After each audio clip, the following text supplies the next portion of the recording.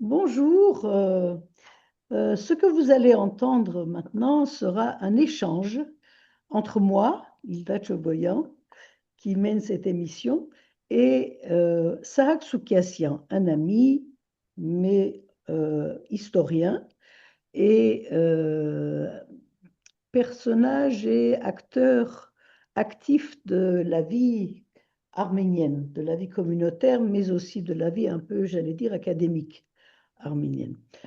Saak, bonjour. Bonjour Hilda, et Merci merci pour d'avoir cette accepté. invitation. Merci d'avoir accepté cette invitation.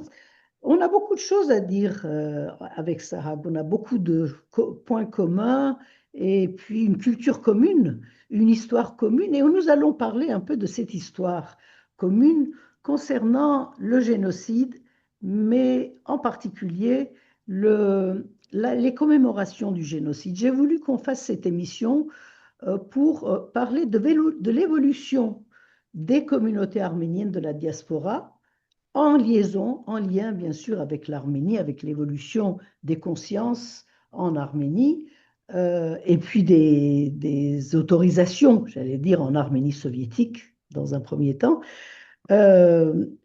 concernant la commémoration du génocide des Arméniens. Alors on sait aujourd'hui que partout dans le monde, il y a des khatchkars, des monuments à la mémoire du génocide des Arméniens. Je pense que c'est une des choses que les Arméniens installés ou en tout cas exilés dans différents pays ont fait. En particulier, la France est extrêmement riche en monuments du génocide. Chaque ville a son monument du génocide des Arméniens. Et parallèlement à cela, il y a, je pense, Sahak, tu vas me confirmer ou infirmer ce que je dis, il y a tout de même eu un glissement dans non pas la conscience, mais la connaissance de la question du génocide. La connaissance en particulier de, de tout ce qui a fait le génocide. On parle du génocide arménien en général, il y a des manifestations de rue, il y en a le 24 avril, un peu partout, et on a l'impression tout de même que avec les slogans, on est resté un peu en arrière, les slogans de justice, etc. Et on va parler comment on en est arrivé. On va parler donc de l'évolution, la création de ces slogans à un moment donné, mais aussi on a l'impression que on est en train de glisser vers autre chose aujourd'hui. La douleur des premières années s'est mue en revendication de justice, mais cette revendication de justice est en train un peu de perdre son contenu réel. J'ai fait tout à l'heure une interview avec plusieurs intervenants sur Deir el-Zor. Je me souviens, Sahat, des années 60, 70, où le mot de Deir el-Zor nous faisait trembler. Oui. Quand on parlait de Deir el-Zor, ça représentait quelque chose. Ça représentait les caravanes, ça représentait Les lieux de la destruction, les lieux de la destruction, ça représentait la faim, le soleil, oui. les enfants qui mouraient sur la route, les femmes qui portaient des bébés, des enfants et qui ne pouvaient plus les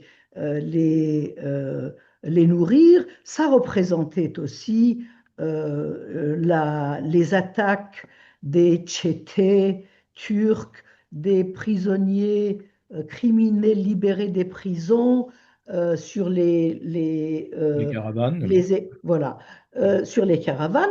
Ça représentait aussi les Kurdes qui venaient piller, qui prenaient les enfants ou qui prenaient les jeunes femmes qui les mettaient dans leur harem ou des Turcs, des officiers turcs qui prenaient les plus belles femmes, etc. Donc la vente aux esclaves, etc. Tout ça, il y a, si vous voulez, une matérialité qui est en train de partir un peu en miettes. Je voulais évoquer un peu ça avec toi, Sahak, et puis je voulais te demander de me dire ce que le 24 avril évoquait pour toi avant les périodes récentes, lorsque tu étais enfant, à Vienne, par exemple, à Mm. Vienne dans l'Isère, comment tu voyais, comment tu sentais et comment se déroulait la commémoration du génocide des Arméniens?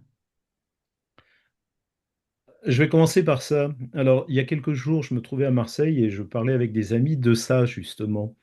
Et je leur disais que durant les années de mon enfance, le 24 avril, c'était vraiment une date clé dans le calendrier familial et communautaire dans l'année. Le 24 avril, c'était le moment où, dans une ville comme Vienne, alors on le sait tous, hein, c'était la vie de toutes les communautés, il y avait une bipolarisation. Il y avait les Tashnakhtsagan, les non-Tashnakhtsagan, avec leur calendrier particulier. Alors moi, je le dis parfois avec humour, je leur dis, je suis né d'un mariage mixte. Alors à chaque fois, on me dit, mais c'est ta mère qui est française. Je dis, non, ma mère était Tashnakhtsagan et mon père Anchakian. Et donc, chacun avait son calendrier à peu près. Avec mon grand-père Ouzounian, on allait au Pedervardas-Nehout, on allait au Maïs Sanout. Alors, Avec mon père, Pédé-Valdas-Nout, pour ceux qui ne savent c'est pour pas, c'est l'insurrection l'insurrection anti-bolchevique, contre donc les en bolcheviks 1921. en Voilà. Arménie. Et le Maïs Sanout, c'était la fête de l'indépendance qui, à l'époque, n'était commémorée que par le parti d'Achnatsutun. Ou alors Hanar Suri Arshavan, qui avait donc une fête champêtre pour fêter la fête du Hanar Sur, une expédition contre les Kurdes. Et puis, du côté de mon père, on allait à la pendaison des 20 Gaharar, on allait à la commémoration de l'Arménie soviétique. Et la seule date qui était commune à tout ce monde, c'était le 24 avril. Et le 24 avril s'appelait Azgaïn Sekaton, c'est-à-dire le Jour de deuil deuil national. national. Et donc, c'était le moment qui unissait tout le monde et c'était un moment qui était extrêmement... Moi, avec le recul, d'ailleurs, je repèse la gravité de ce moment, je me souviens de ces commémorations. Alors, la première des images qui me vient à, à la mémoire, c'est j'accompagnais mon grand-père. À l'époque, Vienne, c'était une petite ville. Les moyens de communication n'étaient pas ceux qui étaient aujourd'hui, c'est-à-dire qu'aujourd'hui, on a des moyens par Internet de s'informer, etc. À l'époque, on allait de place en place et sur les arbres de la ville de Vienne, mon grand-père sortait des punaises de sa poche et il affichait une petite affiche qui était une affiche que je revois très très bien, qui ressemblerait à un avis de décès des années 60-70, c'est-à-dire une feuille blanche avec un cadre noir, une croix noire, Asgaïn Sekaton, et où on invitait la communauté à aller. Alors aller où? Dans une petite chapelle qui appartenait à une institution, qui était une institution, donc c'était un orphelinat, qui avait une chapelle. Et à cette époque-là, cette chapelle suffisait à accueillir tout le monde, bien que la communauté soit importante. Ça débordait, il y en avait de partout, mais c'était le moment important. Et ensuite, on se retrouvait l'après-midi. Alors, on est à une époque où la communauté arménienne n'a pas la visibilité qu'elle a aujourd'hui, où les autorités n'étaient pas aussi ouvertes, accueillantes. Ça date Voilà. des années 70, Voilà. fin années Voilà. 70. Alors à Vienne, par exemple, où il y avait un théâtre municipal, jusque dans les années 70, on n'avait pas accès au théâtre municipal. Alors, où se faisait cette commémoration? Elle se faisait dans une salle de spectacle d'une institution privée catholique, d'une école catholique qui existe toujours, je crois. Ça s'appelait le Cercle catholique. Et là, il y avait une salle de spectacle un peu grande où on faisait à la fois les fêtes de Noël et le 24 avril. Et là, Hilda, je me souviens de cette ambiance qui était très lourde. Alors, le rideau noir. En fond donc de la scène, eh bien, il y avait accroché au milieu donc de ce rideau noir une représentation, une allégorie de l'Arménie qu'on connaît tous, que tu connais, Maïr Hayastan, qui est au bord de l'Araxe et qui pleure la désolation Sur du les ruines pays de Ani. sur les ruines d'Ani, etc. Et puis de part et d'autre, il y avait écrit en français et en arménien Abril dasnemek sanchors, 11-24 avril. On va Alors revenir à d'ailleurs, ça. quand on allait à cette commémoration, on disait Abril dasnemek sanchorsingertank ou Asgaïn sekadoningertank. Donc, Ce que disaient les adultes. c'est-à-dire avril, le 11-24 avril. Ce Oui, n'était c'est à pas le cause du 24 avril calendrier. seul. C'est à Hmm. cause du calendrier. Le début du génocide, la déportation des intellectuels intervient le 11 avril, calendrier ancien, avec 13 jours de décalage. C'était avant que l'Église arménienne n'adopte le calendrier grégorien. Et donc, Mhm. de part et d'autre de cette allégorie de l'Arménie. Et chaque année, je disais, et mon grand-père faisait partie des gens qui étaient chargés de ça, on changeait le chiffre parce que on mettait 1915 et à côté on mettait 1963. Donc l'année suivante, on changeait le 3, on mettait 4, etc. Et de part et d'autre en français et en arménien. Au milieu de la scène, et ça, c'est sans doute la chose qui m'a le plus marqué et intrigué quand j'étais petit, un catafalque noir recouvert d'un drap noir avec des bougeoirs, des bougies et un crucifix. Et puis une ambiance très lourde parce que naturellement, alors tu entrais, on te mettait ce qu'on appelait kokard. Oui, Alors moi je cocarde. pensais en arménien quand j'étais petit que c'était en arménien kokard. Donc le 24 avril, on avait une cocarde noire. Pour le 18 février, c'était une cocarde rouge. Pour le maïs que ça c'était rouge, bleu, orange. Mais pour le 24 avril, une cocarde noire. Déjà, ça te marquait dès ton entrée. Et puis là, naturellement, on avait des interventions en arménien et en français. Alors, moi, par exemple, je me souviens très très bien dans mon enfance, et je me souviens des affiches. Il y avait un célèbre avocat de Bruxelles, Maître Jacquian. Et quand il disait Maître Jacquian Bruxellen, alors déjà, il y avait une grande fierté parce qu'un Arménien était devenu universitaire et était avocat. Et puis en plus, il venait de Bruxelles. Donc, il n'était Mm. pas ni de Lyon, ni de... Mhm. Voilà, des personnages, j'ai vu passer beaucoup de gens importants de cette communauté arménienne de France et plus largement d'Europe qui venaient, ce qu'on disait, panachos, c'était donc les gens qui Ouvert intervenaient. par Marcos, Il y oui. en avait un arménien en français.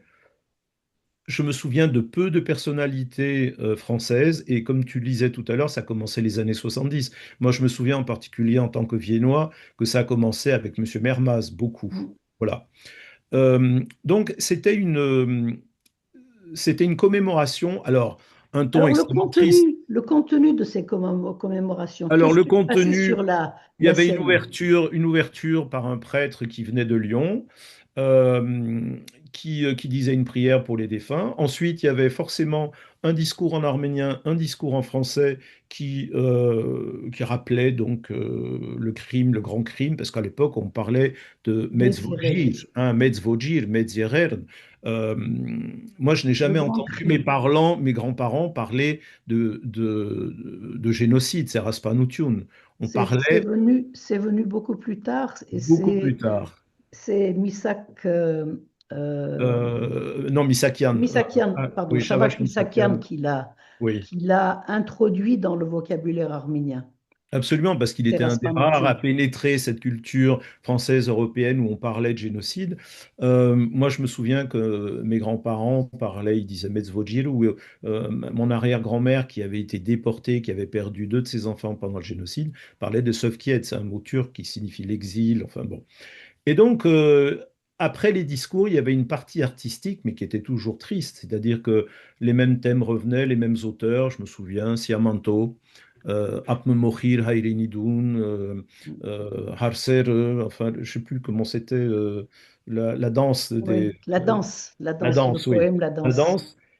Et puis, comment dire, un impératif, ne pas applaudir, ne pas manifester quoi que ce soit qui aurait pu s'apparenter à l'expression de la joie, etc., de la vie. C'était quelque chose Mm. d'extrêmement pesant, de triste. Voilà. C'était triste. C'était très triste. Voilà.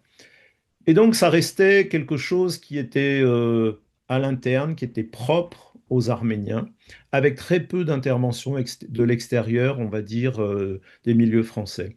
Et ça n'est qu'à partir des années 70. Alors, en tant que Viennois, moi, je suis, avec beaucoup de fierté, j'évoque ça. Monsieur Mermaz, qui est aujourd'hui décédé, est un des premiers maires, et peut-être le premier maire de France, à avoir eu le courage de mettre des mots sur cette réalité et je me souviens très très bien, j'étais adolescent, mais je me souviens du combat qui avait été mené par le maire, par son équipe, par la communauté arménienne à l'époque, parce que pour la première fois sur les plaques de cette rue du 24 avril, on faisait figurer génocide perpétré par les Turcs contre les Arméniens. Et donc, il y avait eu des pressions très très fortes du préfet de Grenoble, puisqu'on est dans le département de l'Isère, Isère. le préfet qui, bien sûr, agissait sur ordre du gouvernement, qui lui-même était mis sous pression par l'ambassade de Turquie. Et M. Mermaz a courageusement résisté à toutes ces pressions et il n'a pas cédé. Et puis, quelques années plus tard, C'est la construction du mémorial, effectivement, à l'angle de cette rue du 24 avril et d'une autre rue. Voilà comment se présentait cette commémoration, qui était quelque chose d'intime, c'est-à-dire c'était notre chose à nous. C'est ça. C'était Alors, notre ça, malheur, c'est c'était notre très propre important. C'est destin. très important ce que tu dis. C'était notre chose à nous. Moi, je voulais rappeler un peu ce qui a précédé notre génération. Toi, tu es plus jeune que moi, notre génération à peu près. Les commémorations, et on en parlait lorsque nous étions adolescents ou très jeunes, on nous disait que les premières années où on a commencé à commémorer le génocide, le Mézières, le grand crime, comme disent les Arméniens, non pas la grande catastrophe, parce que c'est pas Oui. catastrophe. Non, Yeren, ça veut dire crime. Eh bien, pendant ces premières années, les gens se réunissaient et pleuraient. Donc, il y avait pratiquement pas j'allais dire, de dimension officielle, sublimation, oui, voilà, donc de oui, conceptualisation, etc. Les gens avaient perdu des enfants, des parents, des frères et sœurs, et ils se réunissaient pour pleurer seulement. Donc, c'était la période des pleurs. oui, Ensuite, il y a eu la période des commémorations tristes, comme tu décris. Et ensuite, il y a eu la politisation de la question du génocide, c'est-à-dire d'abord mettre la question du génocide sur l'espace public, c'est-à-dire sortir du milieu fermé des communautés arméniennes et mettre cette question sur l'espace public et communiquer, expliquer à notre environnement, et y compris à l'environnement politique, ce que c'est que le génocide. Et moi, j'ai vécu cette période, si vous voulez, dans les années 70 notamment. Ça a dû commencer déjà dans les années 60 certainement, mais dans les années 70, avec les différentes villes qui ont commencé à ériger des monuments du génocide, il y a eu une, euh, j'allais dire, une relation établie entre les pouvoirs locaux et puis les mairies, etc., et les communautés arméniennes. Et c'est là que la communauté arménienne a commencé à émerger dans l'espace public. Et c'était à cause du génocide. Je veux dire, c'était en raison de cette mémoire que les Arméniens voulaient transmettre non seulement à leur génération, nouvelle génération, mais aussi à leur environnement. Dans différents lieux. Je me souviens très bien du premier monument arménien qui a été érigé, qui devait être érigé sur la place publique à Marseille et qui, sous la pression de l'ambassade de Turquie, a été déplacé à l'intérieur de l'espace de l'église arménienne de la cathédrale ou de l'église de la arménienne. cathédrale, oui, au Prado, oui. Voilà. Donc, et Et même, jusqu'ici, ce monument se trouve à l'intérieur de l'espace de l'église arménienne. Pas dans l'église, mais dans la cour de l'église arménienne. Hilda, il y a même quelque chose de plus, c'est que à partir du moment où ce monument a été érigé dans la cour de l'église, les autorités ont exigé et ont obtenu pendant un temps qu'il y ait sur les grilles de l'église comment dire, un voile, mais un voile métallique qui empêche la vue de ce monument depuis la rue. C'est-à-dire qu'on Hmm. avait mis une feuille enfin, de la tôle peinte en noir qui cachait le monument à la vue du passant. Ça allait très loin quand même, hein. C'était une époque où la Turquie pouvait obtenir cela de la France. Oui, C'est-à-dire que la France ne considérait pas les pouvoirs publics, la société française ne faisait pas la pression qui existe aujourd'hui sur les politiques et on considérait que les intérêts avec la Turquie étaient supérieurs à tout. au rétablissement de la vérité et de la vérité sur le génocide arménien, ou la mémoire des Français d'origine arménienne, parce qu'on en était déjà à la troisième génération Oui, d'Arméniens en France, oui, oui. ce qui a totalement changé la vision qu'on a des Arméniens ou des Franco-Arméniens en France, mais aussi sur la question du génocide. Je veux dire, cette troisième Oui. génération a été une génération pivot dans dans ces sphères-là. Moi, je voudrais dire en deux mots ce que j'ai vécu, moi, en Syrie, puisque j'étais jusqu'à un âge, jusqu'à l'adolescence, disons la fin de l'adolescence, j'étais à Alep. Et à Alep, dans ces années-là encore, c'était un événement religieux parce que il y avait, et c'est dans les églises que le discours, euh, j'allais dire, humaniste et politique s'est développé.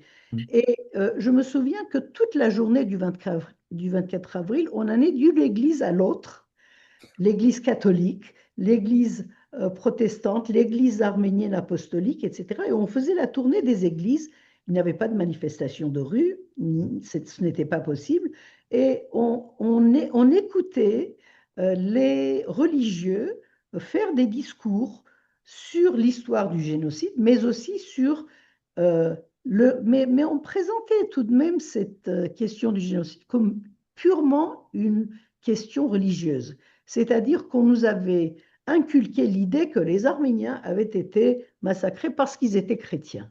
Point à la Oui, ligne. pas de Donc, dimension politique. il n'y avait pas de la dimension politique ou pas conscience de la dimension politique de cela. Et c'est après, donc en France, que on a vu évoluer cette conscience et prendre, si vous voulez, la mesure de la question géopolitique et politique de la question. C'est-à-dire il y avait le panturquisme, il y avait l'idée que les Arméniens étaient, enfin, le panturquisme des dirigeants turcs de l'époque qui avaient l'idée folle de créer un empire à partir de la Turquie Oui, jusqu'en Asie centrale, et on disait que les Arméniens étaient un obstacle à cela. Il y a l'autre version qui a pris le dessus dans les années 2000, ça a été la version de la création d'un État homogène, euh, même à l'époque des jeunes Turcs de l'Empire oui, ottoman, juste avant Mustafa Kemal, et que cet État homogène ne pouvait pas assimiler les Arméniens chrétiens d'une autre culture, etc., que les Turcs venus d'Asie centrale et oui. installés en Anatolie. Donc il y a eu une évolution aussi dans la prise de conscience dans tout cela. Mais moi, je voulais revenir peut-être à une petite histoire et un témoignage que tu voulais nous donner de ta visite à Deir el-Zor, donc Oui, cette étape ultime des caravanes de la mort. oui.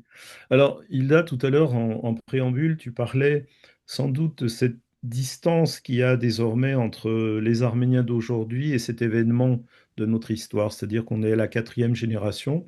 Moi, j'appartiens à cette génération qui a côtoyé les survivants.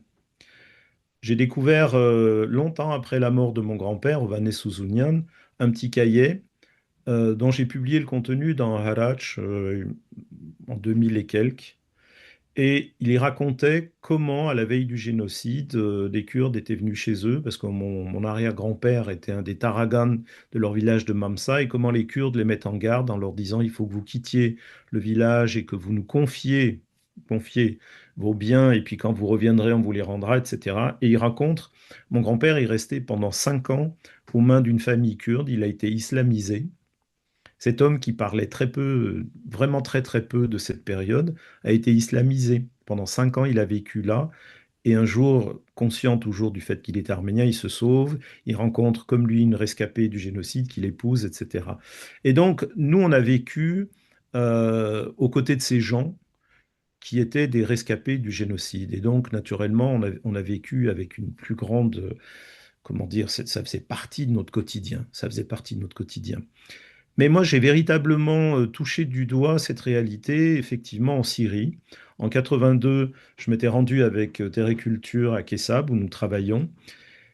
Euh, le premier contact avec cette réalité palpable du génocide, c'est une visite à un libraire qui se trouvait dans le quartier de Salibey, que tu connais, en face de l'église des 40 martyrs. Il y avait un libraire arménien, je ne sais pas si tu te souviens.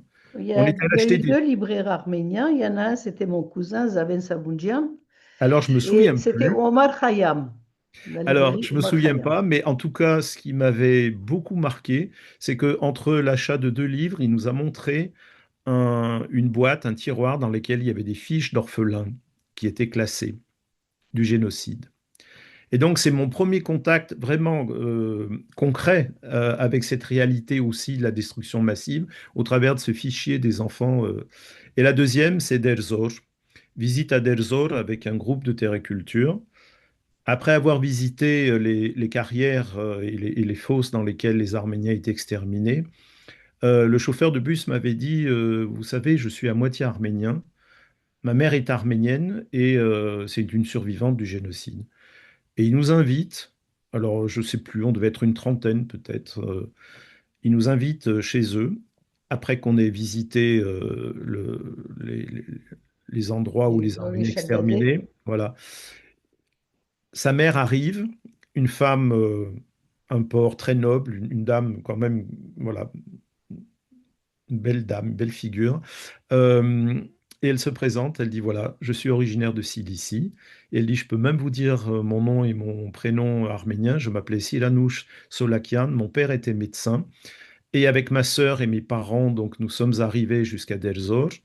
Et à Derzor, mon père et mes parents, sentant qu'on pouvait être tués du jour au lendemain, ont sorti les 2 pièces d'or qu'ils avaient et les ont données à un bédouin en lui disant, sauve-nous, et cet or est naturellement pour toi. Le bédouin a pris les 2 pièces, il a tué les 2 parents, et les 2 sœurs sont restées aux mains de lui, de l'assassin de ses parents et de son frère, et donc ont été contraintes d'épouser ces 2 hommes.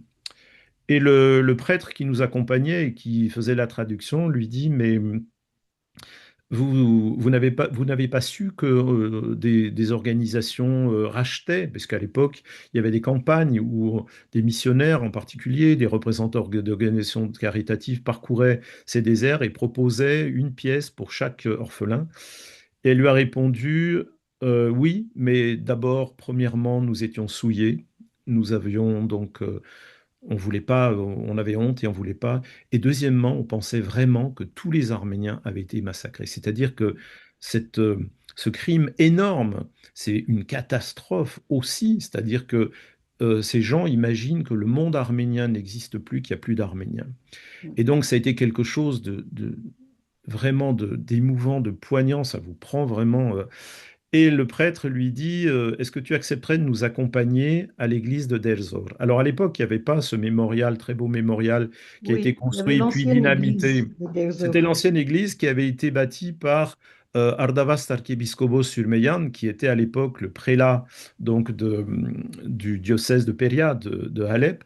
Et donc il avait ramassé quelques ossements qu'il avait placés dans une Oui, espèce de petit j'ai hôtel. visité Tu vois ce quelques que années c'est? avant toi. Mm, Oui, et donc, et là, on était dans cette église de Derzor, extrêmement ému. Le prêtre a dit une prière, et après, il lui dit, mais est-ce que tu te souviens de quelque chose de ton enfance d'Arménien? Et là, c'est quelque chose d'absolument, qui me marque jusqu'à la fin de mes jours. Elle a récité quelques bribes de Havadov Rostovanim de Nerses Norali qu'elle avait apprises toute mm, petite. mm, Et elle lui a dit, il y a une chanson aussi, qui est la chanson de Derzor et qui est en turc. Et mm, elle a dit quelques vers, elle se souvenait pas de l'ensemble, c'est une espèce de complainte. Et l'autre jour, justement, j'étais à Alfortville, où il y a une exposition sur les premiers Arméniens d'Alfortville, et quelqu'un a eu cette idée extraordinaire d'enregistrer plusieurs versions de ce chant. Et donc, ces versions étaient présentées à Alfortville. Et je me mm, suis souvenu de cette femme, de Silanouche, pour laquelle moi, alors je pense qu'elle est décédée maintenant, mais qui reste ancré profondément en moi jusqu'à la fin de mes jours, parce que là, vraiment, on a touché du doigt dans toutes ces dimensions cette extermination, c'est-à-dire on a cette volonté de faire mourir ce peuple dans ce désert, mm, on va enlever les enfants, on va, comment dire, nier cette mémoire, etc. Et là, cette femme, voilà, incarnait tout ça, si vous voulez, vraiment, mm. vraiment. J'ai, pour compléter ce témoignage, Saak, j'ai un autre témoignage d'une femme qui était la mère des amis de la famille et qui avait été mariée de force dans le désert à un arabe syrien. bédouin et qui avait eu deux enfants et qui avait, elle, décidé de revenir vers les Arméniens, puisque, comme tu as rappelé, il y a eu toute une grande opération à la fin de la Première Guerre mondiale, à la fin du génocide, par l'Église arménienne notamment, mais par aussi des organisations arméniennes, de payer euh, une, euh, une pièce d'or pour Oui, chaque pour chaque enfant, orphelin, oui, oui, pour chaque pour orphelin chaque et pour chaque survivant. femme Oui, oui. qui ont été enlevées, j'allais dire, à la communauté arménienne, pour les ramener Oui, à l'entité arménienne, au peuple arménien. On a payé oui, pour les chercher. Il y avait des gens qui allaient dans les déserts, dans le désert syrien, dans les villages arabes, pour chercher des Arméniens et des Arméniennes, des enfants et des femmes arméniennes. Et cette femme était revenue et elle avait laissé ses deux enfants. Et ces deux enfants venaient pleurer sous ses fenêtres régulièrement parce qu'ils demandaient leur mère. Et quand elle voyait les enfants, cette femme fermait les fenêtres parce qu'elle ne voulait plus revenir dans la vie qu'elle avait subie à la suite de la déportation, à la suite du rapt et des oui, viols oui, qu'ils avaient subis. Et donc, c'est notre génération a connu ces histoires, pas de près, mais nous avons connu ces gens, ces acteurs, ces personnes qui ont été victimes du génocide, les oui, victimes directes du oui, génocide. oui, Donc on a une autre vision, je pense aussi, quand on a connu ces gens-là, absolument, absolument. on a aussi, et ce témoignage est très important, ce que tu dis est très très important pour montrer que les choses se délitent avec le temps tout de même. Hein. Oui, Cette mémoire, ça oui, reste dans les livres, oui, ça oui. reste dans, ça ne reste, ça ne se transmet pas, si vous voulez, cette mémoire. Mm. Cette mémoire de la vie de ces gens-là, de la vie avant et après de ces gens-là, ne se transmet pas. Pour voir un peu l'évolution de notre manière de commémorer le génocide, je raconterai aussi ce que nous avons fait à Lyon. À partir de 74, je me souviens, moi j'étais au Noxeunt à Lyon, à Grenoble d'ailleurs, et nous avons fait une première manifestation devant le consulat de Turquie, qui était à l'époque le bureau de Turkish Airlines, rue de 16. D'ailleurs, le consulat se trouve toujours rue de 16 maintenant. Mais c'était un peu plus À loin, Lyon, c'est à à Lyon. Lyon, Oui, oui. oui, à Et nous Lyon. nous sommes Ouais. réunis à une cinquantaine de jeunes Mm. venus des différents coins de la région Rhône-Alpes, de Valence, de Saint-Étienne, de Grenoble, de Lyon, de Vienne, etc. Et nous avions des pancartes et nous avons commencé à marcher. Il avait neigé ce jour-là. Nous avons commencé à tourner en rond et à peine 5 minutes après, la police est La arrivée police est et arrivée. nous a embarqués et nous sommes restés et nous a gardés pendant toute la journée, nous a gardés dans un commissariat et nous a relâchés en fin d'après-midi. Donc c'était la première tentative de sortir euh, de Oui, ces manifestations closes, oui. de ces commémorations tristes, comme Mm. tu le décris bien, et fermées dans la communauté arménienne. Pour nous, il fallait sortir. Si vous Oui. voulez, Alors, le cette point de génération-là bascule, a je voulu pense, sortir dans les rues, non pas seulement pour manifester de manière violente, c'était pas du tout ça. oui. C'était pour dire quelque chose au public Mm. qui nous entourait. Le point de bascule, il me semble, pour la communauté arménienne de France, c'est dans les années 65 avec la création du Centre d'études arméniennes Tout à fait, qui tout à fait. apparaît et curieusement, alors ils avaient publié le premier petit fascicule et curieusement, ce fascicule s'intitule aussi Deuil, le deuil national arménien. Bien Donc on sûr, est c'était encore le dans le deuil deuil, encore. même si on sent une revendication pointée, en tout cas une revendication, une reconnaissance de la vérité historique, etc. Et puis après, il y aura les revendications, etc. Et ça va être accentué avec la création du CDCA, naturellement, etc. Mais Mm. 65, c'est la bascule, et puis on en parlera, parce que c'est la bascule aussi en Arménie. Moi, je voulais revenir tout à l'heure, tu parlais de la dimension religieuse de cette commémoration. Moi, il y a quelque chose, alors, moi, je ne suis pas un spécialiste de la période du génocide. Moi, j'ai beaucoup travaillé sur la période soviétique, mais quand même, j'ai quelques connaissances sur ce qui s'est passé aussi autour de la question du génocide. D'abord, il y a quelque chose mais qui est évidente. On est encore au lendemain du génocide dans une culture quand même qui est dominée encore par les clercs. Et par exemple, les premiers travaux, c'est pas des travaux, c'est des témoignages qui sont recueillis sur le génocide, c'est qui? C'est Krikoris et Biskobos Balakian, son Haï Korkota. D'ailleurs, il utilise une terminologie religieuse, le Golgotha Le arménien, c'est-à-dire Golgotha qu'il arménien. compare ce qui est arrivé aux Arméniens à la mort du Christ, hein, le Mm, Golgotha mm, arménien. Donc, mm, c'est son propre témoignage. Le deuxième, c'est une des premières publications d'un recueil qui s'appelle Tsaïn Darabelots, mm, la voix, les voix ou la voix des suppliciés. mm. C'est je recherche son nom, Bedros Donabedian.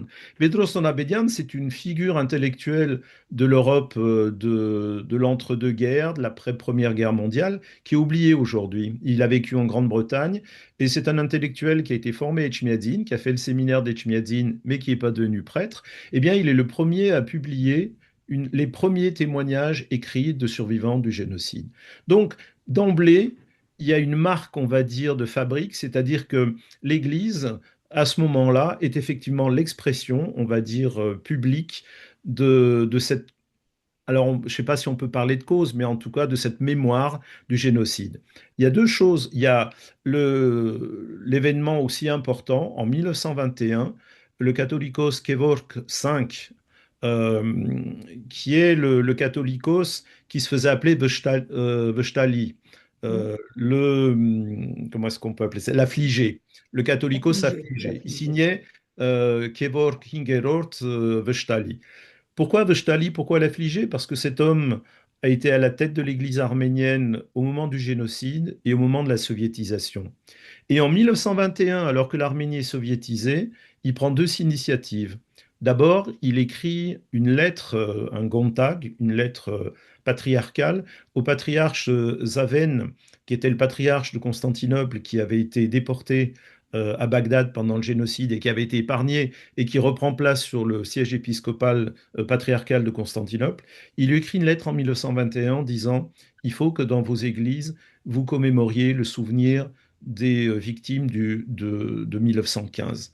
Et il leur donne. Alors, sous la pression du pouvoir soviétique, il va être obligé de retirer officiellement ce Gontag. Mais en tout cas, le Gontag a été publié, etc. Et donc, à partir de là, il va se développer une pratique dans les églises. Et moi, je l'ai connu dans notre église de Lyon, sous le Pagope, que tu as connu aussi. Mm. Il y avait un autel particulier qui était situé à droite dans l'église actuelle, hein, sous le Pagope.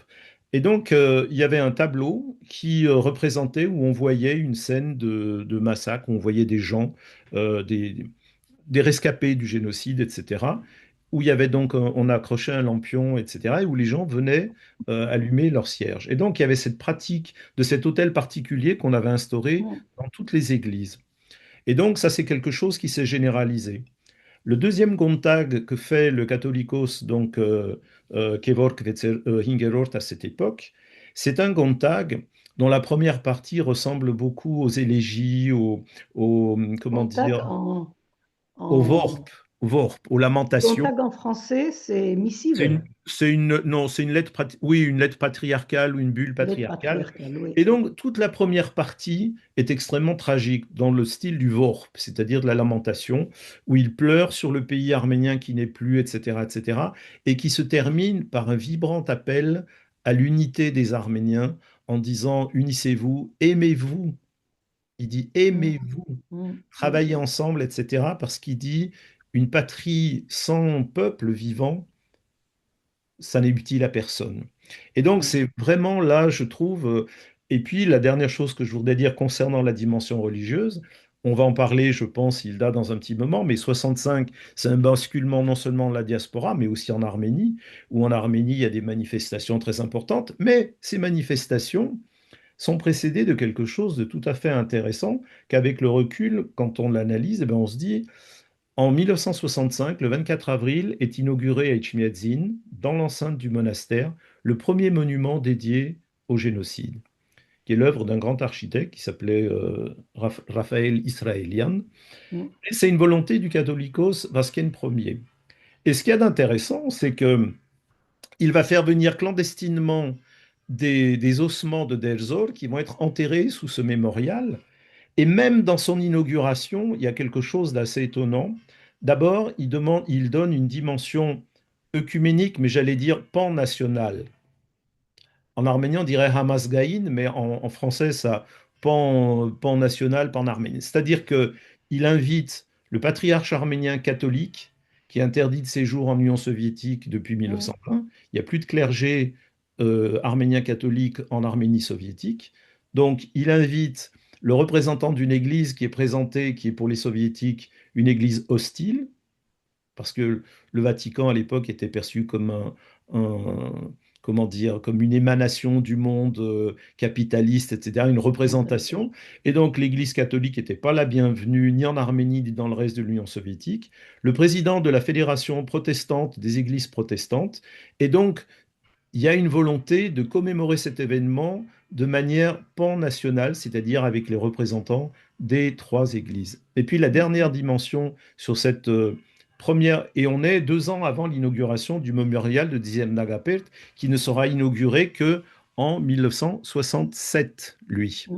Donc, euh, la dernière dimension sur laquelle je voudrais insister, c'est que le Catholicos Vasquen parle à cette époque de ces martyrs comme étant des héros de la foi. C'est-à-dire que il met un petit peu les bases. Alors, on peut en penser ce qu'on veut après, hein, parce qu'il y a un grand débat théologique sur cette affaire de la Mm, mm. canonisation Oui, des oui, martyrs de tout à fait. 1915, hein, qui s'est faite en 2015.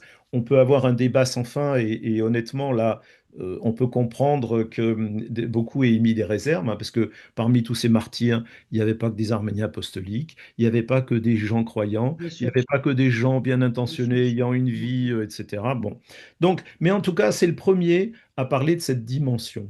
Voilà pourquoi, dans un premier temps, effectivement, Alors, à c'est... propos de cette dimension, Sahak, œcuménique, à l'intérieur du peuple arménien, ça a été donc, je pense, dans les années 60 déjà, au Moyen-Orient, les trois Harambanoutunes, comme on Oui, disait, les les trois trois confessions, églises oui. arméniennes, église Oui, apostolique, église catholique, église protestante, évangélique maintenant, euh, organisaient la journée du 24 avril ensemble. oui, Donc, c'est la raison pour laquelle je disais qu'on allait d'une église à l'autre, parce qu'il oui, y oui, avait oui, des choses qui étaient organisées par les oui, trois églises. Mais c'était donc principalement, et comme les structures des communautés arméniennes du Moyen-Orient sont issues des millettes, des structures des oui, millettes de l'Empire ottoman, il y avait donc ce religieux, cet élément religieux qui était mis en avant dans un premier temps. Et il n'y avait pas de dimension politique parce que ce sont des communautés qui sont considérées, quoi qu'il en soit, comme des communautés religieuses. religieuse avant tout, oui, oui, bien sûr. Donc Mm. le politique est venu d'Europe, si Mm. vous voulez, c'est en Oui, Europe. Je pense qu'il y a eu l'Union des étudiants arméniens dans les années 60. En 68, ils ont participé à des manifestations. À un moment donné, on a commencé à se dire pourquoi on se bat pour le Vietnam et pas pour la cause arménienne. Et la cause arménienne sera oubliée à un moment donné. Donc ça a été ça, cette idée aussi de sortir dans les rues. Et moi, je me souviens tout à fait d'une réunion qui a eu lieu à Vienne à l'intérieur du Tashnak Soutioun. Nous, on était des jeunes au CDCA et on a proposé au Tashnak Soutioun d'organiser une manifestation de rue. Et les vieux étaient très réticents, ne voulaient pas faire de manifestation parce qu'ils avaient peur de l'image que les Arméniens pouvaient donner comme des perturbateurs. oui, Mais oui, c'était donc des gens qui étaient une génération avant nous, ou une ou deux générations avant nous. C'était des gens de 60-70 ans à l'époque. Et il a fallu toute la persuasion, toute la force de persuasion de Jules Marvirossian, qui était notre aîné un peu, et qui leur a dit, voyons, nous sommes des gens responsables, nous ne laisserons pas des débordements, donc il faut laisser quand même les jeunes s'exprimer, etc. Et c'est comme oui, ça qu'on a organisé les premières manifestations de rue à Lyon. parce que il y avait pas mal d'une part à l'intérieur, par les vieux entre guillemets, de nos structures arméniennes, d'autre part, on voulait faire quelque chose d'œcuménique au sens politique du Oui, terme à oui. Lyon. Et là, il y avait les tenants de l'Arménie soviétique qui étaient contre les manifestations de rue. Et donc, à l'époque, le secrétariat de langue arménienne du Parti communiste, etc., qui s'opposait à ce qu'on sorte cette histoire sur la place Sur publique. la place Mais publique. on a commencé à le faire d'une autre manière, et c'est cela qui continue aujourd'hui. Et encore une fois, je pense que on a besoin à un moment donné de renouveau. Mhm. Parce que les manifestations de rue seules, sans un objectif commun à l'ensemble des manifestants, je trouve qu'on est en train de perdre un peu le sens, si vous voulez, de ces commémorations Oui. et j'allais dire la signification et l'utilité de ces commémorations. On est en train de stagner, je pense, Alors, aujourd'hui. si je peux me permettre, la réticence que pouvaient avoir les anciens à aller sur la place publique et à associer les autres, je pense qu'il y avait autre chose aussi. Il y avait cette idée que Aiztsave Mertsavne, c'était C'est-à-dire en leur français, douleur, c'était leur cette douleur, douleur c'était est la notre douleur nôtre. à nous. Et peut-être que le balancier est allé complètement à l'inverse, c'est-à-dire qu'aujourd'hui, mon propos va peut-être ne pas plaire à un certain nombre de gens. Mais aujourd'hui, avec cette inscription au calendrier républicain, comme on dit en France, qui est une notion que je ne comprends pas bien, mais bon, on a l'impression que désormais cette affaire est devenue l'affaire d'à peu près tout le monde, mais on ne sait pas Sauf bien de les qui d'ailleurs, Arméniens. parce que le calendrier républicain impliquerait que, par exemple, en France, l'État décide que le 24 avril, il va y avoir des commémorations organisées par l'État. Or, c'est la communauté arménienne qui continue D'organiser. d'organiser ces Parfois, commémorations. à certains lieux, dans certains lieux, ce sont les maires. Parfois, c'est aussi la préfecture, Oui. mais c'est Alors, ce rare. qui change effectivement, c'est que à Paris, la présence soit du président, soit du Premier ministre, soit d'un ministre donne une autre dimension à l'événement. Dans les régions, ce qui était un événement, ce qui était quelque chose d'absolument impossible dans les années 60-70, on voyait pas une casquette de préfet dans ces commémorations, même dans les commémorations les plus soft, les plus, Mm, les plus mm. acceptables. Et donc, il y a une dimension officielle. Alors, on est très flatté parce que la garde républicaine vient devant le monument de Gomidas, etc., à Paris. Mais quelque part, je me sens honnêtement, moi, personnellement, un peu dépossédé de cette affaire. Frustré. Euh, et je trouve que là, alors, il y a aussi tout ce que tu évoquais tout à l'heure, c'est-à-dire que on a mis des mots sur cet énorme désastre, crime, etc., qui a anéanti le monde arménien. On a parlé de génocide. Bon, alors on pensait que c'était une avancée parce que ça nous permettait, par exemple, de faire référence à l'anéantissement des Juifs pendant la Deuxième Guerre mondiale. Mais après, on s'aperçoit que ce mot aujourd'hui, et nos ennemis l'utilisent, c'est-à-dire que les Azerbaïdjanais aujourd'hui, par exemple, chaque fois qu'il y a 10 personnes qui ont été tuées En dans un miroir aux village, Arméniens, etc., oui, ils nous disent, là, vous avez le génocide de Rojali, etc. Et ce mot, désormais, je suis désolé de dire ça, est galvaudé. Et donc, tout à fait. la force de ce mot aujourd'hui n'est plus ce qu'il était. Et donc, Mais je plaiderai pour une autre idée, Sahag, sur l'utilisation sur laquelle on a insisté, on s'est battu pour l'utilisation du terme de génocide, parce qu'il y a une implication juridique juridique, oui. qui aujourd'hui n'est pas poursuivie, si vous voulez. Parce que l'implication juridique, c'est les réparations. Les réparations, ça, je veux dire, la reconnaissance n'est pas un but en soi, normalement. La Mhm. reconnaissance du génocide, c'est une étape vers les réparations. C'est la première étape, toujours. La connaissance et la reconnaissance. Et ensuite vient le processus de réparation. Et donc, pour nous, qui avons combattu pour l'utilisation absolue de ce terme pour lequel on s'est battu, par exemple, à l'ONU sur l'article 30 pendant des années et ensuite la reconnaissance du génocide au Parlement européen en 87, on s'est battu sur l'utilisation de ce terme parce que pour nous, c'était un objectif qui allait au-delà de la reconnaissance. Mm. Et ensuite, donc, chacun, une de ces institutions internationales devait, ou dans ces institutions internationales, on devait mener la lutte pour les réparations. Et donc, les choses ont totalement changé après l'indépendance de l'Arménie, etc. Donc, c'était ces reconnaissances par l'ONU dans un rapport de Whittaker dans la sous-commission des droits Oui, de je me l'homme souviens de Benjamin Whittaker. de lutte contre le racisme et la xénophobie, qui n'est pas arrivé qui a été bloqué politiquement à l'ONU, qui n'est pas arrivé à la Commission des droits de l'homme, qui n'a pas eu, en tout cas, qui n'a pas été voté par la Commission des droits de l'homme, et la reconnaissance du génocide des Arméniens au Parlement européen, ça devait être une étape. Et Mm. c'était juste avant l'indépendance de l'Arménie où les choses ont changé totalement. Sauf qu'il y a quand même une limite à ça, il me semble, moi je ne suis pas juriste, mais il y a deux limites. C'est d'abord que malheureusement, c'est la force qui fait la loi au plan international. Bien Voilà, je sûr. pense que la grande déconvenue, la grande découverte des Arméniens, et mais pas seulement d'ailleurs, hein, on le voit bien avec Gaza, c'est que malheureusement, le droit naît de la force. La deuxième Alors, chose, c'est que du point de vue juridique, il me semble, moi je ne suis pas juriste, hein, mais encore, les poursuites, par exemple, doivent être ciblées, elles doivent concerner des individus pour être traitées au pénal, etc., pour qu'il y ait une véritable procédure. Tous ces gens-là sont morts aujourd'hui, tous ces responsables, y compris ceux qui étaient encore en poste les années 50, et que du coup, non. la poursuite, je ne sais pas, me semble Non, non, juridiquement.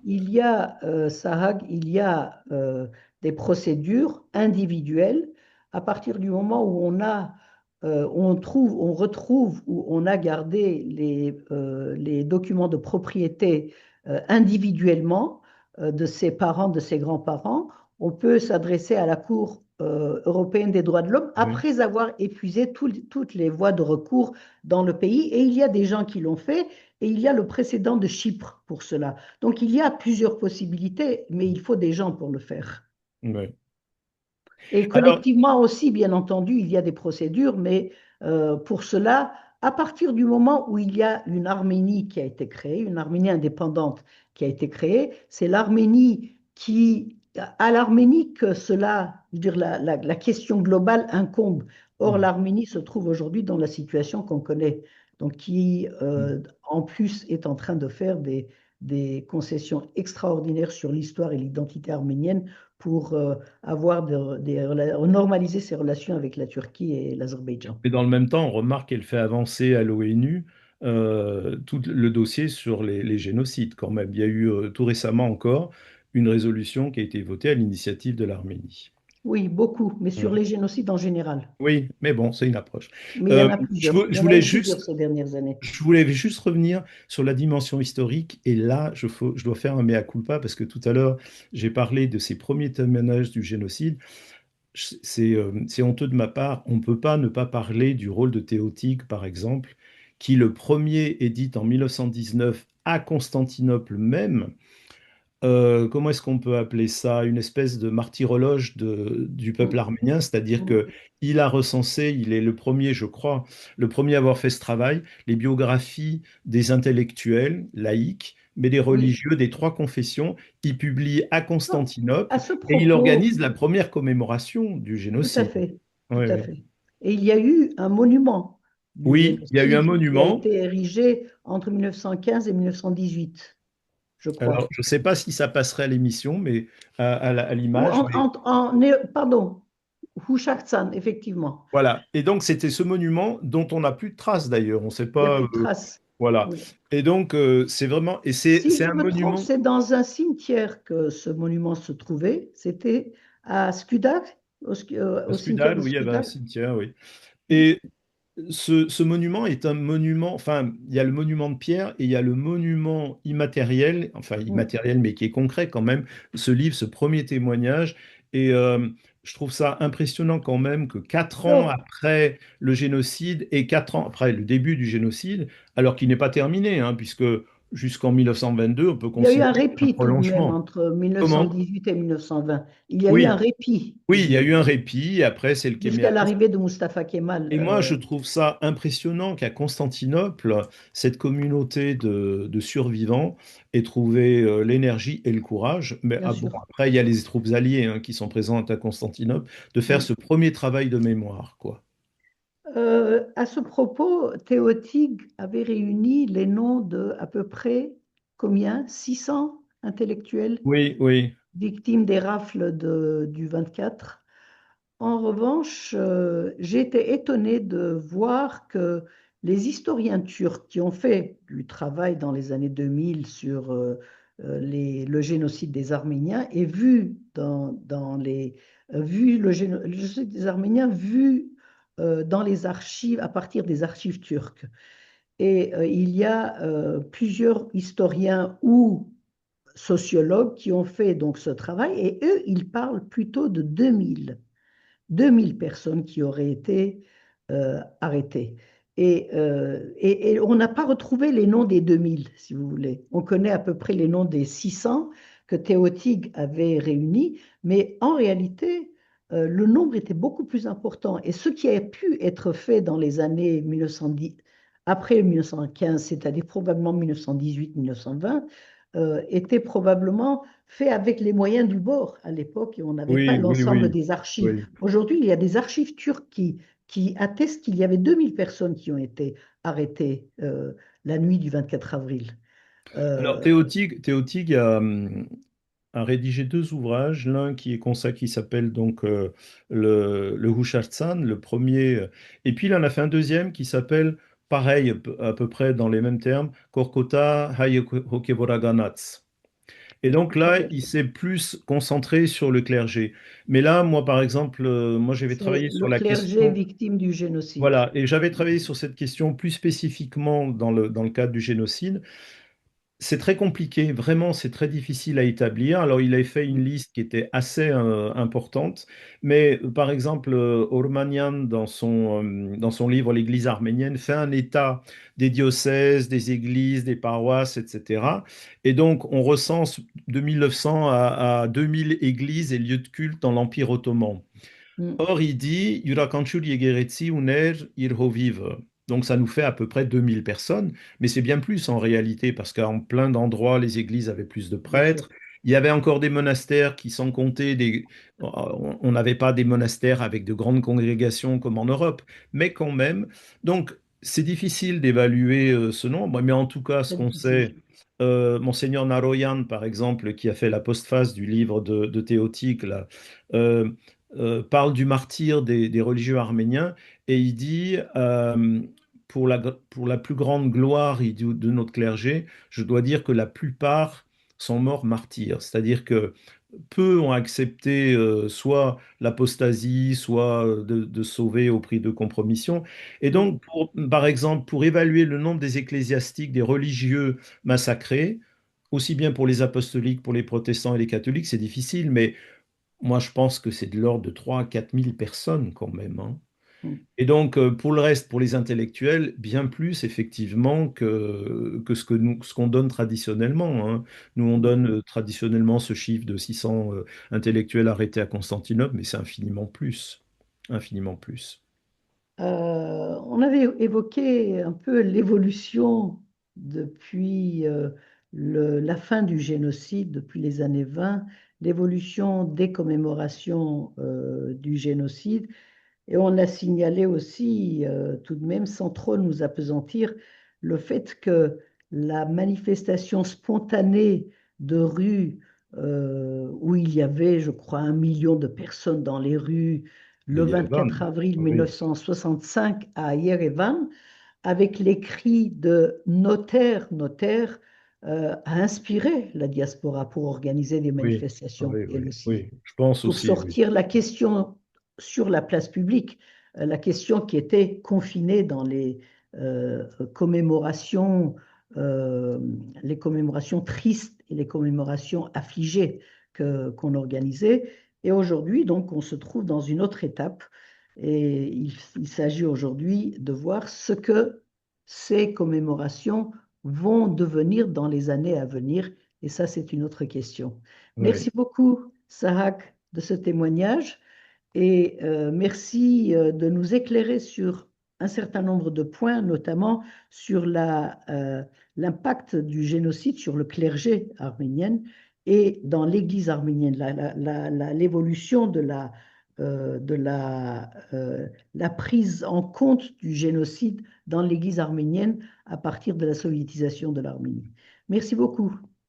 À très bientôt, Hilda. À très Merci. bientôt. Au revoir. Au revoir.